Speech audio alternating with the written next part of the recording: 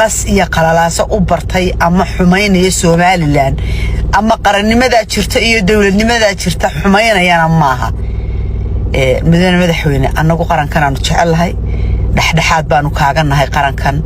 reerka ayahooda ka talinaya waxaan ka codsanaynaa inaan la qashqashin inaan siyaasad laga raadin dad daro ayahooda ka tashanayana cidima joojin karto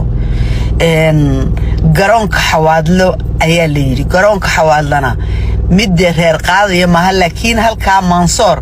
intii qaadaysuunba intii maxay ahayd loogu talagalay unba soo galaysa salaam alaykum waraxmatullaahi wabarakaatuh adduunyada wax ugu qaalisan waa nabad maanta waxaan maqlay in laga joojiyay reerkii Subeerawal shirki ay ku lahaayeen Mansoor mudane madaxweyne sidaan ku sheegayba waxaan ku yiriyaan reerkan iyo adiga leeydiin dhaxaynin qarankan nabadiisa cid ka jecel ma jirto anaga madaxweynahayagii baa tahay dadka aan ku furaynin yaani ku rarin maanta waxay shirka ku qabsanayeen Mansoor laakiin hadda waxa la yiri garoonka xawaadla lagu qabanaya mudane madaxweyne waxaan ka codsanaynaa inuu kaaga fadhina Mansoor waa la kantarooli karaa maxay haydayeen de waa meel shirarka lagu qabsado reer walibana way qabsadaan reer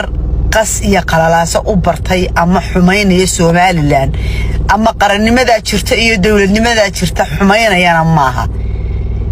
midna madaxweyne anagu qarankan aanu jecelahay dhaxdhaxaad baanu kaaga nahay qarankan reerka ayahooda ka talinaya waxaan ka codsanaynaa inaan la qashqashin inaan siyaasad laga raadin dad daro ayahooda ka tashanayana cidima joojin karto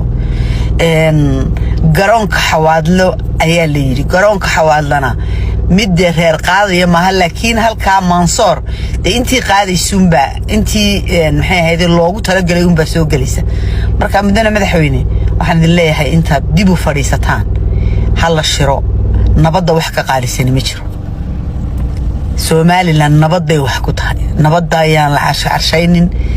yaa buuq la gelinin reerkaasna ay ka tishigooda loo daayo aniga waa fikirkayga mujaahidnimo halgannimo Somalilandnimo wax ka qurux badan oo la sameyn lahaa ma jirto reer waliba inuu nabad wax ku qabsado reerna in loo diido maaha